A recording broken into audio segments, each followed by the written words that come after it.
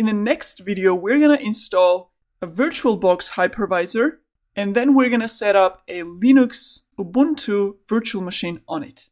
So if you have a Windows machine or Mac OS like I do, you can follow this tutorial to set up a Linux virtual machine.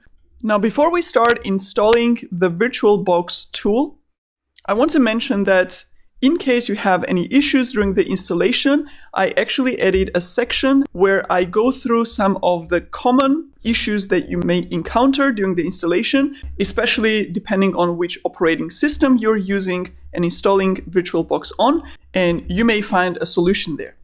In this section, I want to go through some of the common issues that you may encounter during the installation, and I want to give you some options or alternatives to actually fix those issues or install or create your virtual machine in a different way. First of all, I want to start by saying that the main goal of the lecture is not to teach you how to use VirtualBox or generally how the virtual machine installation works, because you won't actually be doing that so often as a DevOps engineer, so you don't need that knowledge so much. The main goal is to learn Linux. So having a Linux machine available is actually the main focus of this lecture, so you can follow along the rest of the demos in this specific module. Throughout the rest of the bootcamp, we're actually going to be working with cloud platforms and creating virtual servers there, so you won't be working with virtual machines locally after this module. And this means if installing a virtual machine does not work, or you have any issues during this process when you're following the demo that I'm showing you, don't spend too much time on that. You can either spin up a simple virtual machine on a cloud platform, which I actually teach in the Cloud Basics module, and I'm going to link exactly the module and video number below this video so you can find it directly. Or if you don't want to pay the cloud platform yet, and if you want to actually wait until we get to that module, you can spin up a virtual machine for free on this online platform, and you'll have a Linux Ubuntu machine available through the browser. And this is actually going to be the easiest option. I will leave the link to this online platform below the video as well, so you'll find all this information there. So basically, find the easiest way to get a Linux machine and you're going to be good to go. If you already have a Linux distribution, and if you're working on a Linux computer or laptop, you don't need to install any VM at all. You can skip this part and you can do the demos in the following videos with your Linux operating system. I also want to mention that this is actually a very common issue with any technology or tool, and it's a common problem in IT that we all have to deal with called version compatibility. So in this case, you guys have different operating systems, different versions of operating systems, different hardware resources, etc. So there is no one solution fits all. So you may all have to do this in different ways.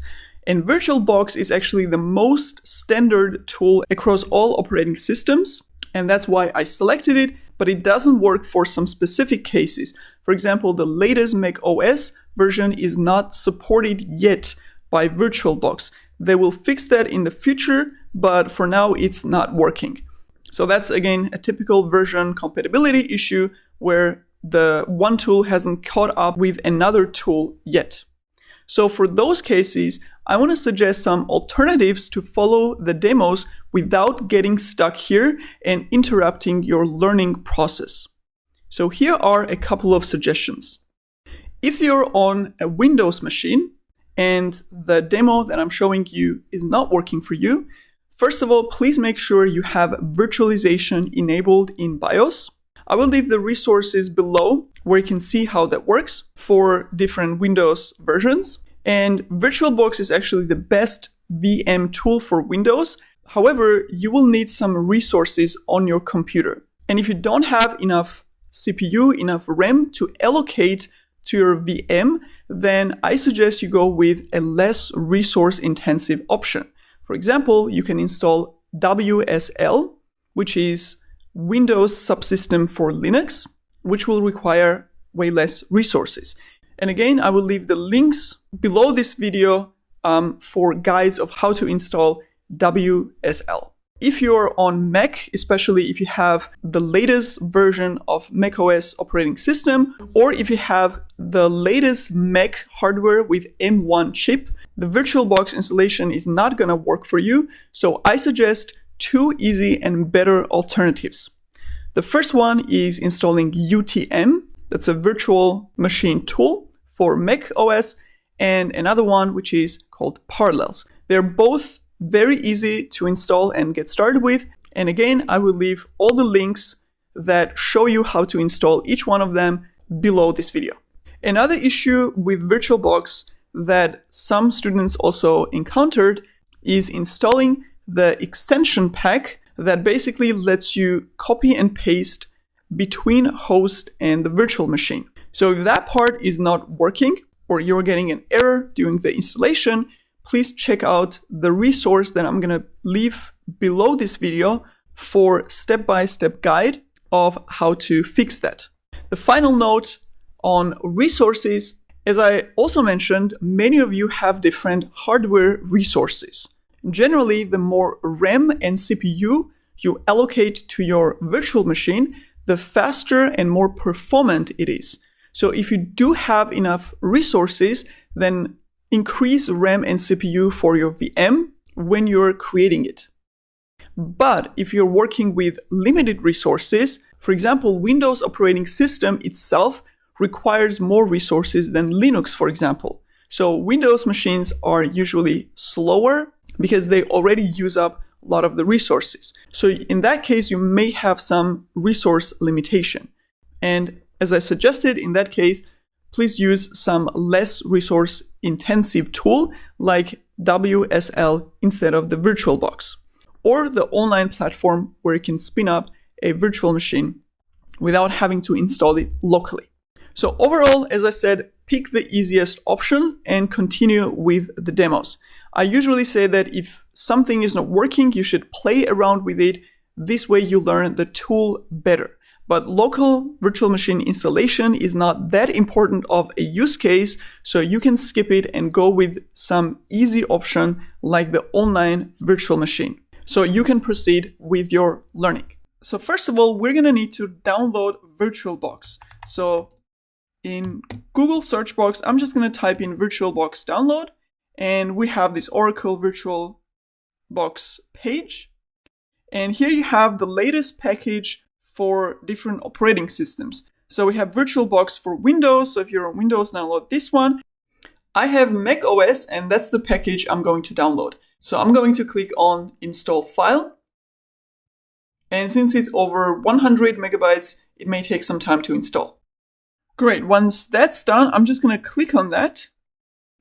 And this should present us with a VirtualBox installation window. And to install it, I'm just going to double click on it. And we get this installation wizard. So we're just going to click continue without changing anything. Continue. It tells you how much resources it's going to need on your computer. We're going to do install and allow installing. And installation was successful. And that means we have VirtualBox now installed locally, so we can use it. Now, if you're on Mac, actually, there is one thing that you may need to configure for the VirtualBox installation to succeed. So if your installment actually failed, in the security and privacy settings here, you may have a prompt here that says, allow Oracle America basically to access your computer resources. So you will need to allow that and then do the installation again.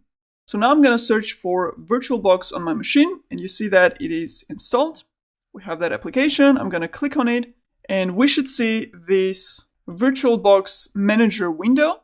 So basically we have this graphical user interface for VirtualBox to create the virtual machines and to manage them, basically to change any settings on them, to remove them, to create them, etc. Which of course makes it easy to work with virtual machines. Now, one prerequisite that I want to mention here when you're creating virtual machines on your computer is the prerequisite of resources. So you are going to need at least 4 gigabytes of RAM on your computer, because otherwise you may have some problems creating virtual machine. Because remember that we are sharing the hardware resources of the computer now among 2 computers, right? So your operating system, your host operating system, right, in this case Mac, is already using up some hardware resources. And on top of that, we're going to create another machine, which is going to require its own hardware resources. And 4 gigabytes of RAM, I would say, is really the lowest limit. So make sure you have that on your computer. Great. So next step is to actually prepare the environment for the virtual machine to be created. And for that, we're going to do new, and we're going to set all this up. And since we're creating a Linux virtual machine here, let's call it Linux Ubuntu. And you see that it basically intelligently detected from the name that I gave it that we want Linux, type of virtual machine here, and version is Ubuntu 64-bit. And this is basically where virtual machine will create the folders for the virtual machine configuration.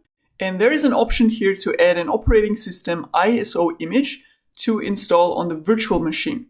We will leave this empty for now and upload the disk image after the VM is created in VirtualBox. And here is basically where we assign the virtual machine hardware resources. So this is going to be a virtual RAM that our Linux VM will get. And basically you can adjust this, but again, note that this shows you the entire RAM size that you have on your computer, and now you have to share some of that with the VM. I'm going to increase the allocated memory here to 4096 megabytes, which is around 4 gigabytes of memory, which I'm going to give to my Linux VM. It is also possible to allocate CPU resources to the virtual machine. If you have enough computing power on your local computer, you should actually allocate 4 gigabytes of RAM and 2 CPUs to the virtual machine to avoid any performance issues. And that is what I will do, and then click next. Here we will create a new virtual hard disk, and we can adjust the virtual hard disk or hard drive space size assigned to our VM. The default option I have here is 25 gigabytes. Although it is possible to allocate as little as 10 gigabytes, I actually recommend allocating at least 20 or even 30 gigabytes of storage if you have enough space on your host machine. There is an additional storage option shown by the checkbox here next to pre-allocate full-size hard disk. If you leave this box unchecked, the hypervisor will actually intelligently decide how much storage your virtual machine needs and basically dynamically set it, right? So if it doesn't need 10 gigabytes of storage, it's gonna allocate less. If it needs more storage, it's gonna request more storage from the host operating system. If you select pre-allocated full-size disk, then it will be allocated the entire 25 gigabytes, and that's it. We will leave the checkbox unmarked to set the storage to be dynamic and then click next. The summary page will show you the settings you have chosen, and you can click finish to create the virtual machine. Awesome. So you see that we have Linux Ubuntu, operating system, and we have all the settings here, the storage size, etc. displayed. Now what we did is actually prepare an environment for Linux virtual image to run on, right? So this is like a container, so to say, where we're gonna install Linux operating system. So we need to actually install Linux operating system on this virtual machine. And for that, we're gonna need a Linux operating system image. Just like you would take your laptop, your physical laptop, and if you wanted to install Linux Ubuntu or any other distribution on it, you would have this Linux operating system image on a USB or a disk or whatever, and you would attach that to your laptop and you would install that from that USB, right? The same way we need a Linux image that we're going to install into our VM. and those operating system images usually have .iso extension, ISO. And if I type in Ubuntu, downloads, on this website here, ubuntu.com/download, you actually have all Ubuntu installation images. And here I want to mention that VirtualBox and Ubuntu, they're both free, or generally Linux is free. So basically we don't need any type of license. We can just download them and use them for free, which is actually pretty amazing. Because if you want to use Windows, for example, if you want to install Windows operating system in your virtual machine, then you would have to have a Windows license, right? So in our case, we're gonna need Ubuntu Desktop because I want to have a graphical user interface in my Ubuntu installation. So I'm gonna click on it. And on this page, we're seeing the Ubuntu versions that we can download. We have the latest one, which is 22.10, and we have a slightly older version, 22.4, which has the letters LTS at the end. So LTS basically stands for long-term support. And this means that this specific version is actually the one now which will be supported by the Ubuntu team or Ubuntu developers. So usually you want to download the versions that are supported by the developers of the technology. And I'm just going to click on download and it should start automatically. And as I said, it has the ISO extension. So basically you could use this Linux Ubuntu installation file to install Linux on a virtual machine, but also on a physical laptop, right? So if you wanted to install this on your computer directly without the hypervisor, you would actually use the same ISO image. And the ISO file is around 3 gigabytes, which means it might take a while to download. And I have the Ubuntu installer on my laptop, so we can actually use it now. I'm going to go back to my VirtualBox window. And if you click settings and then storage, you're able to select the icon next to the optical drive to upload your operating system image to be installed. So I'm going to click here and select choose disk file. And we're going to select this ISO image that we downloaded. Once we have added this image, we can start the virtual machine. And as you see, Ubuntu installation is actually starting. And now we have this step-by-step installation guide where you basically choose your language and different configurations like your time zone, etc. to install Ubuntu.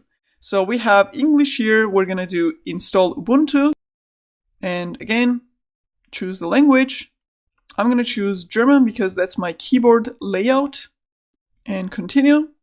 I would leave everything on the defaults. Continue.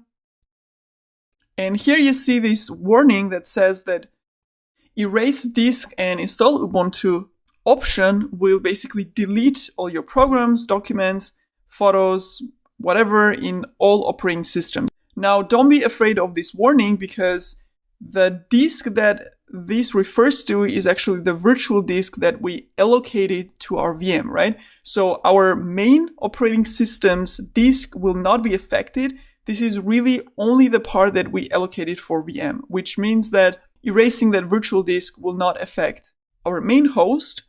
So you don't need to worry here. And the reason you have this warning and it sounds so scary is because, as I said, this installation image is actually also for the physical computers, right? Not only for virtual machine installations. So obviously on a physical machine where you're installing it on your whole computer without a hypervisor, then you may consider the warning that everything will be erased on your computer. In our case, we're starting with a blank virtual disk anyways, so it doesn't matter. And I'm going to do install now. And again, we have this dialog. Do you really want to change or rewrite the disk? To be really sure, as I said, this is just a virtual disk, so go for it and continue. That's my location. And now we're going to create the Linux user. And let's call it Ubuntu password. And I'm going to check login automatically and continue. And while it's installing and downloading different stuff, it actually shows you all these things that you can install additionally, like music players and some other applications, but we're not going to need any of those. And as I mentioned previously, this Linux operating system that we're installing now on virtual machine doesn't actually know that it's on a virtual machine. So everything that it does is exactly the same way as you would install Linux operating system on an actual physical machine. So the steps are really the same. So installation completed and we're actually good to go. I'm going to restart. While the VM is restarting, remove the disk image now that the installation is complete. Click Devices, Optical Drive and Remove. And we should see Ubuntu Desktop in our virtual machine window. I'm going to do skip and next. You need to confirm some settings here and we're good to go. So basically you have all these applications that are installed by default, including a Firefox browser and the Linux command line. Now, first of all, you see that the input-output devices, like obviously the screen, but also mouse and keyboard, they're all responsive here. So basically you are sharing these resources also between your main operating system, so you can use it here, but also inside the virtual machine.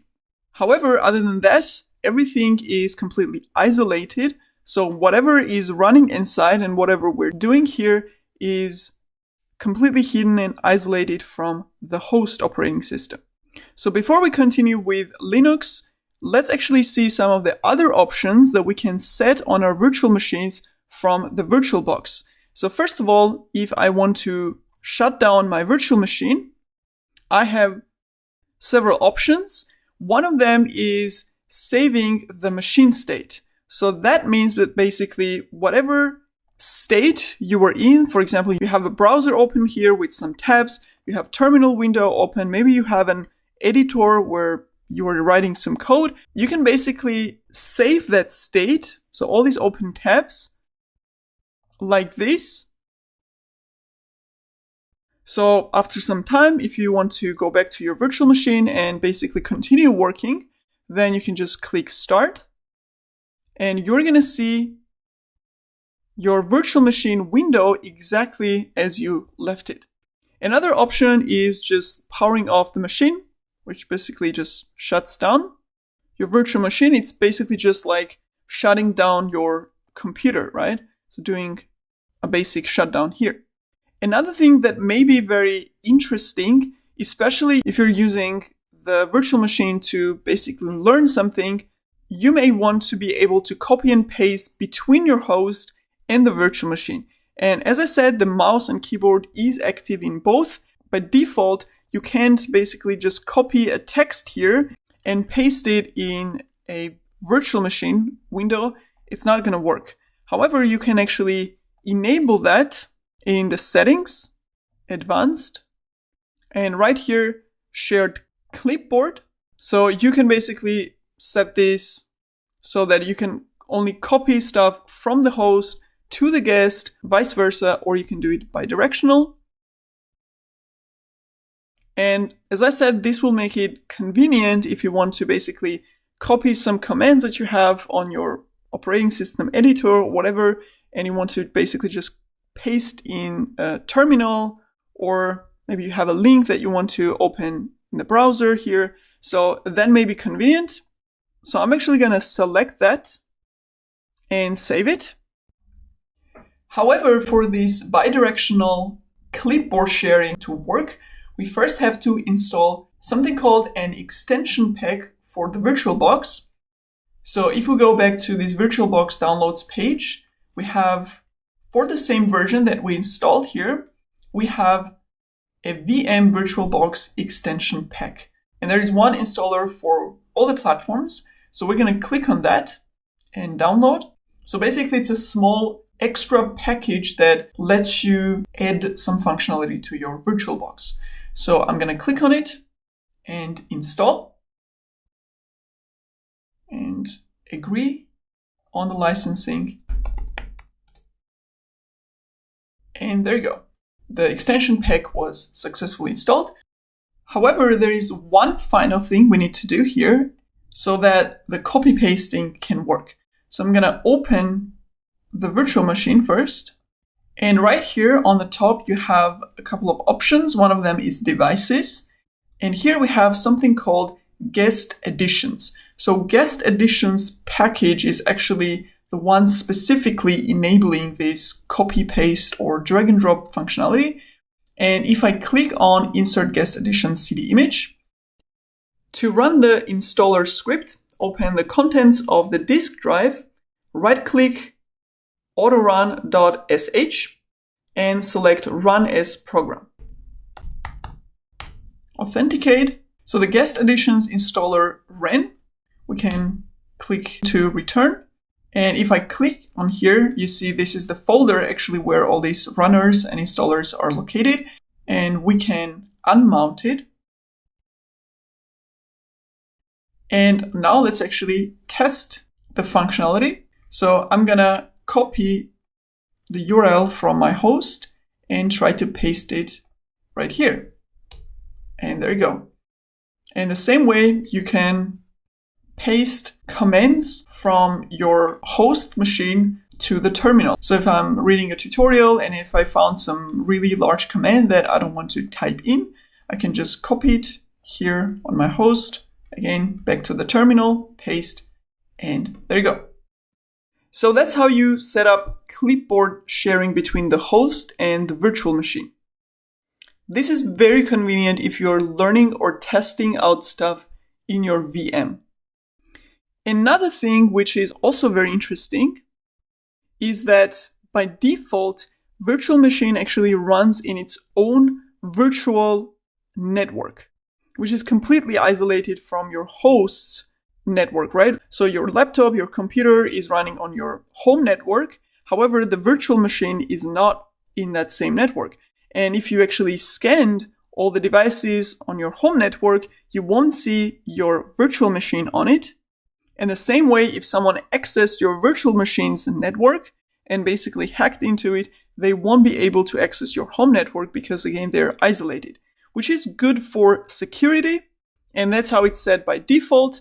However, you can also change that and basically add your virtual machine to the same network as your host operating system. So it's going to get an IP address within the same network. And you can change that settings in the network tab here. However, we don't need that, so we're going to leave that at the default. And there are some other things that you can basically share between the host and the guest operating system, like shared folders, etc.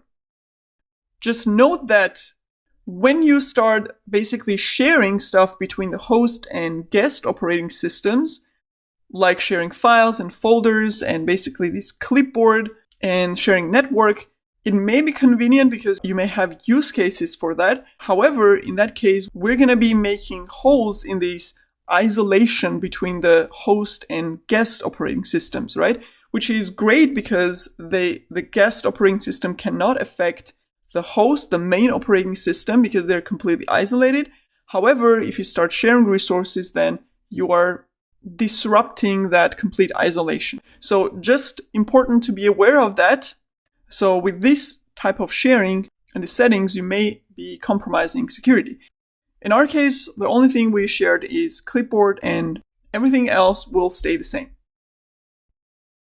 And since we have Linux Ubuntu set up, in the next video, we're going to go through Linux operating system and learn some basics of it, starting with the Linux file system.